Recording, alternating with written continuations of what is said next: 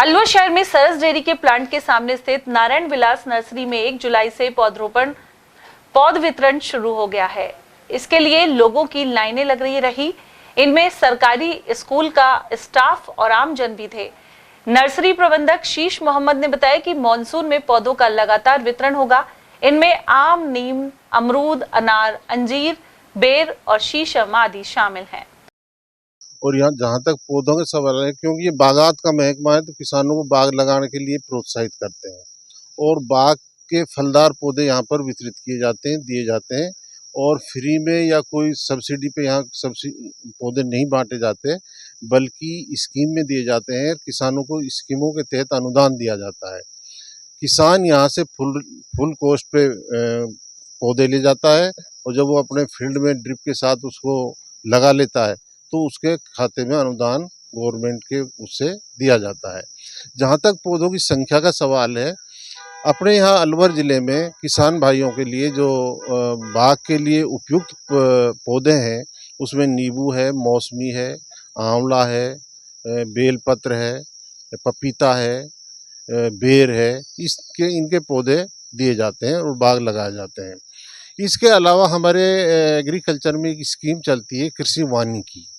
कृषि वानिकी में गवर्नमेंट का ये ध्येय होता है कि किसानों को फलदार पौधों के साथ साथ छायादार पौधे या ऐसे पौधे जिससे पशुपालन किया जाए, जो पशुओं के लिए, बकरियों के लिए, भैंसों के लिए, गायों के लिए उनकी पत्तियों का उपयोग किया जा सके।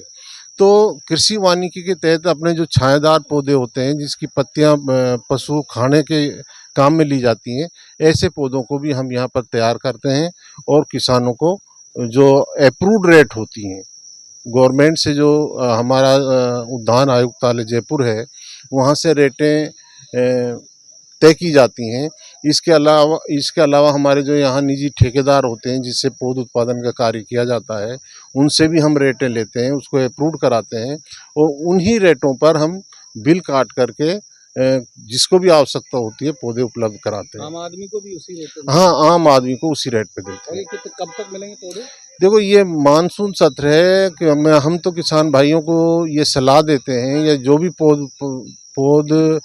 पौधे लगाने का प्रेमी है उसको भी ये सलाह देते हैं कि अभी मानसून की पहली बरसात हुई है, ज़मीन के अंदर भभका है, एकदम से इतने उत्साहित ना हो, 1-2 बरसात और होने दें और प्रॉपर गड्ढा खोदें, उसमें FIM जो गोबर की सड़ी खाद होती है उसको अच्छी तरह से मिला के गड्ढे को भरें और तसल्ली से पौधे लगाएं। अभी टाइम लगेगा, 15 सितंबर तक पौधारोपण किया जाएगा और इस टाइम जो पौधारोपण यदि अपन ढंग से कर देंगे, अच्छा गड्ढा खोद करके प्रॉपर उसका लगाएंगे, तो निश्चित रूप से वो पौधा है जो पनपता है, आगे चलता है और फलीभूत होता है।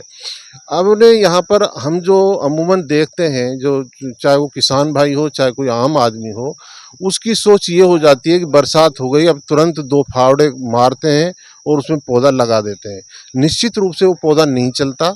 वो महीने 2 महीने जब तक बरसात होती है हरा रहता है, उसके बाद में पौधा ख़त्म हो जाता है।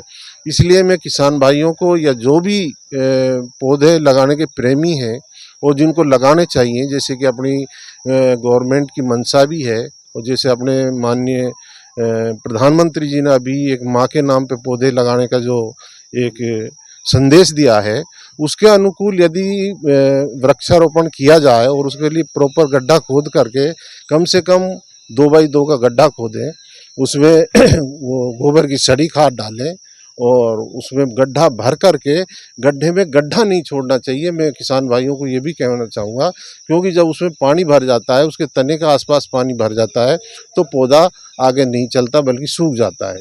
इसलिए उसमें गड्ढा ना छोड़ें, पानी उतना डालें जितनी उसमें नमी हो, तो पौधा अच्छा चले। उधर पौधे लेने आए लोगों ने कहा कि इस बार गर्मी चरम रही और हरियाली के लिए हर व्यक्ति को पौधे लगाने चाहिए। सरकार की ओर से सरकारी स्कूलों में भी अधिक से अधिक पौधे लगवाने के प्रयास किए जा रहे हैं। अब यहाँ से आया, ले जाऊं 15-20 पौधा। हर साल लगाते हो? आज हाँ, हर साल लगाऊं। लग जाते हैं पौधे? हाँ, लग भी जाए, कुछ जड़ भी जाए, कुछ लग भी जाए इसे।